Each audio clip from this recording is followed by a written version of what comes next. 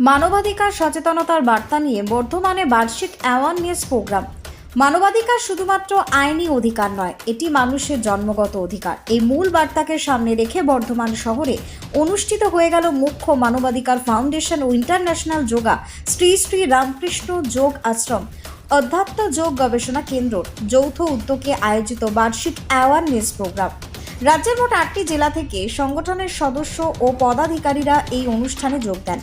দিনভর চলা এই কর্মসূচিতে মানবাধিকারের সংজ্ঞা, তার প্রয়োগ, সমাজে তার প্রয়োজনীয়তা এবং একজন সদস্যের করণীয় বিষয়ে বিশদভাবে আলোচনা করা হয়।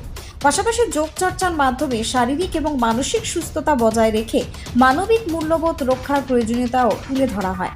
অংশগ্রহণকারীদের হাতে সার্টিফিকেট তুলে দেন মুখ্য মানবাধিকার ফাউন্ডেশনের চেয়ারম্যান সৌরভ মুখার্জি। তিনি বলেন, আজকের দিনে মানবাধিকারের সুরক্ষা শুধুমাত্র সরকারের দায়িত্ব নয়, সাধারণ মানুষকেও এই লড়াইয়ে এগিয়ে আসতে হবে। প্রত্যেকের মধ্যে সচেতনতা তৈরি করাই আমাদের প্রথম কাজ। অনুষ্ঠানে উপস্থিত প্রধান অতিথি সংঘাচার্য আত্মপ্রজ্ঞানন্দ মহারাজ মানবাধিকার এবং আধ্যাত্মিকতার সম্পর্ক নিয়ে বক্তব্য রাখতে গিয়ে বলেন, মানবাধিকার তখনই পূর্ণতা পায় যখন সমাজে ভালোবাসা, সমতা এবং মানবিক মূল্যবোধ প্রতিষ্ঠিত হয়। যোগচর্চা আমাদের সেই মানসিক শক্তি যোগায়। এছাড়াও অতিথি সন্ত প্রজ্ঞানন্দ ব্রহ্মচারী জানান, বর্তমান প্রজন্মকে মানবাধিকার বিষয়ে সচেতন করা অত্যন্ত জরুরি, কারণ তারাই আগামী দিনের সমাজকে নেতৃত্ব দেবে। এই অনুষ্ঠানে বিশেষভাবে উপস্থিতি যাদের লক্ষ্য করা গিয়েছে তারা হলেন ফাউন্ডেশনের state incharge Jayanta Chakraborty, state additional incharge Apurba Ghosh, national committee member Biman Chandra Sinha, এছাড়াও 8 জন পদাধিকারী এবং অসংখ্য সদস্যগণ। অনুষ্ঠানের শেষে আয়োজকদের পক্ষ থেকে জানানো হয়, আগামী দিনে বিভিন্ন জেলায় গ্রামীণ স্তরের সচেতনতার শিবির, স্কুল কলেজের সেমিনার এবং মানবাধিকার রক্ষায় লিগ্যাল হেল্প ক্যাম্প আয়োজন করা হবে। অনুষ্ঠানকে ঘিরে অংশগ্রহণকারীদের মধ্যে ছিল বিশেষ উৎসাহ, উদ্দীপনা। বর্তমানে স্থানীয় এক অংশগ্রহণকারী জানান, এমন উদ্যোগ আমাদের নতুন করে ভাবতে শেখায় কিভাবে সমাজে ছোট থেকে ছোট অন্যায়ের বিরুদ্ধে আমরা রুখে দাঁড়াতে পারি। বর্ধমান থেকে টার্গেট বাংলার বিশেষ প্রতিবেদন। আজকে মুখ্য মানবাধিকার ফাউন্ডেশনের পক্ষ থেকে যে প্রোগ্রামটি ছিল সেটা হচ্ছে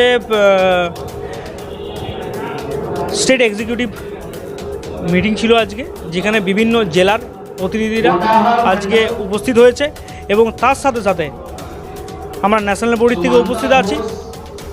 আমরা এর সঙ্গে যোগকে যুক্ত করেছি হিউম্যানিটির সাথে, যাতে মানুষের মেন্টালিটি এবং শরীর সুস্থ থাকে, ফিট থাকে। শরীর এবং সুস্থ যদি ফিট থাকে তাহলে অতি অবশ্যই একটা মানুষ তার হিউম্যানিটি পাওয়ারের বলে সে হিউম্যান রাইটস বলুন আর আদার্স তার কোনো অ্যাক্টিভিটি বলুন, সোশ্যাল ওয়ার্ক বলুন, সেখানে সে স্বতঃস্ফূর্তভাবে কাজ করতে পারবে। আজকে বেসিক্যালি দুটো রকমের প্রোগ্রাম হচ্ছে। একটা হচ্ছে মানুষকে যোগযুক্ত হতে বার্তা দেওয়া হয়েছে যে তারা যোগের সাথে থাকুক এবং তার সঙ্গে হিউম্যান রাইটসের সঙ্গে থাকুক, যে সাধারণ মানুষ যেটা জায়গার থেকে বঞ্চিত হচ্ছে, যে প্রকল্প থেকে বঞ্চিত হচ্ছে, সেগুলোকে যেন তারা নিজেরাও তার উপভোক্তার মধ্যে পড়লে পরে গ্রহণ করেন এবং তার সাথে সাথে যা অপরকেও সাহায্য করেন পাওয়ার জন্য।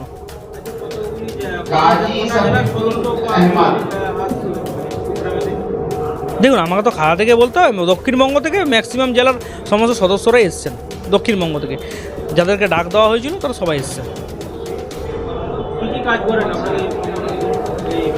আমাদের মুখ্য মানবাধিকার ফাউন্ডেশন শুধুমাত্র যে হিউম্যান রাইটসের উপর কাজ করে সেটা না, human rights, anti trafficking, cyber crime এবং বন্য পশু পাখি সংরক্ষণ এর উপরেও কাজ করে থাকে।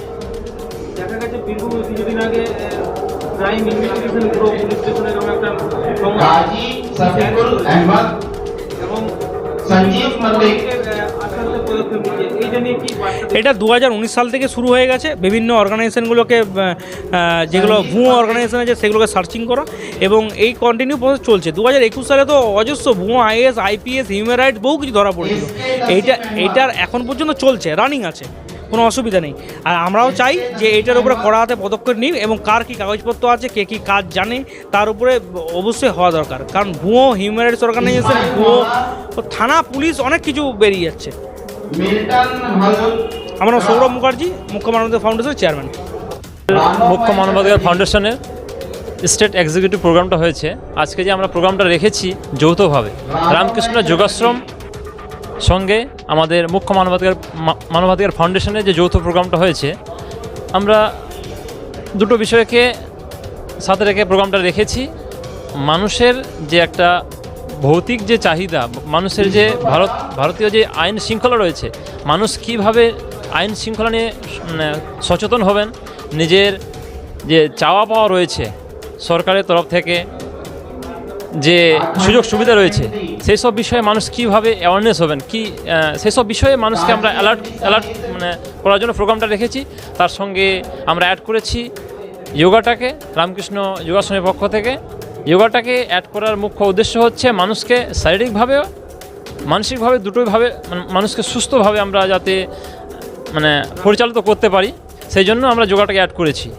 দৈনন্দিন জীবনে মানুষ শারীরিকভাবে অসুস্থ হয়ে পড়ছে, মেন্টালভাবে অসুস্থ হয়ে পড়ছে। তো যোগা একটা এমন জিনিস, মানুষ যোগা করলে শারীরিকভাবে যেমন সুস্থ হয়ে উঠবেন, তার সঙ্গে যোগার মাধ্যমে মনের যে একটা এফেক্ট মানুষের মনের মধ্যে আসবে, তো মানসিক দিক থেকে মানুষ একটা আমার নাম বিমল চন্দ্র সিংহ, মুখ্য মানবাধিকার ফাউন্ডেশনে আমি একটা ডিস্ট্রিক্ট ইনচার্জ রয়েছি। অনেক দেশে আছে কিন্তু খুব কম। আমাদের কনস্টিটিউশন কিন্তু খুব ভালো, আমাদের আইন প্রণয়ন যেভাবে হয় এবং আইনের যে ইমপ্লিমেন্টেশন সেটা একদমই সঠিক জায়গায় নেই। সেই কারণে প্রত্যেকটা জায়গায় আজকে আমাদেরকে একটা বিখ্যাত লাইন মনে করিয়ে দিচ্ছে নীরবে ব্রিটিশারের বাণী। আমরা এই মঞ্চ থেকে আমি ব্যক্তিগতভাবে একটা লক্ষ্যে কিছু কাজ করে যাচ্ছি। আগামী দিনে যাতে আমাদের পিআরবি সংশোধন হয়, পিআর সময় হাইকোর্টের মাধ্যমে হতো। বর্তমানে যেটা বিভিন্ন নেতা নেত্রীরা তাদের পছন্দ মতন পুলিশকে দলদাস বানিয়ে রেখেছেন। পুলিশ কোনোদিনই নিরপেক্ষভাবে কাজ করতে পারবেন না, সেটা যে পার্টি আসুক। আজকে ভাববেন না যে তৃণমূল আছে বলে তৃণমূল। আমার বিশ্বাস যে পার্টি আসুক, যতদিন আমাদের পিআরবি আইন না সংশোধন হবে, পুলিশকে তার কিছু স্বাধীনতা না দেওয়া হবে, ততদিন আমাদের এরকম একটা পুলিশকে দলদাসে পরিণত যে পার্টি আসবে, যে রাজনৈতিক দলই আসবে, এবং এইভাবে পুলিশ আমাদের আইনের একটা অংশ, আইনের সবটা নয়। তাদের কাছে সেকশন 39 সিআরপিসির একটা পাওয়ার থাকে, তারা ম্যাজিস্ট্রেট পাওয়ার হোল্ড করেন, যে কারণে আমরা প্রাথমিকভাবে পুলিশকে বিভিন্ন জায়গায় কোনো আমাদের অভিযোগ থাকলে আমরা থানায় ছুটে যাই। কিন্তু বিভিন্ন থানার পরিকাঠামো বর্তমানে তারা তৃণমূল পার্টি অফিসে পরিণত হয়েছে। আমি এই বিষয়ে আর চিন্তায়িত করবো না, এটা কোনো রাজনৈতিক মঞ্চ নয়, তাই এখানে কোনো কথা আরো বলবো না। কিন্তু এটুকু বলতে পারি, আমাদের বিভিন্ন যেমন আইন দরকার, তার মধ্যে পিআরবি যেমন একটা দরকার আমাদের ফুড অ্যাডাল্টারেশনের উপরে। আমরা বর্তমানে সবাইকে কন্ট্রোল করতে পারছি। আমাদের পরম শ্রদ্ধেয় মহারাজ এতক্ষণ যে কথাগুলো বললেন, কথাগুলো খুবই মূল্যবান, খুবই গুরুত্বপূর্ণ। আমাদের অঙ্গের উপরে আমাদের আজকে কমান্ড হারিয়ে যাচ্ছে, কিন্তু তার সত্ত্বেও আমরা কিন্তু আমাদের জীবের প্রতি কমান্ড আনতে পারি না। এই জীব আমাদেরকে ভুলভাল কথা বলে সর্বনাশ আনে। আবার এই জীব অত্যন্ত যে খাবার আমাদের গ্রহণ করা উচিত নয়। আমরা আজকে বাইরে যে খাবারগুলো খাচ্ছি, যা তেল ইউজ হচ্ছে, আপনারা হলফ করে বলতে পারি আমি যত কোম্পানি তেল আছে আমি ল্যাবরেটরিতে টেস্ট করিয়েছি।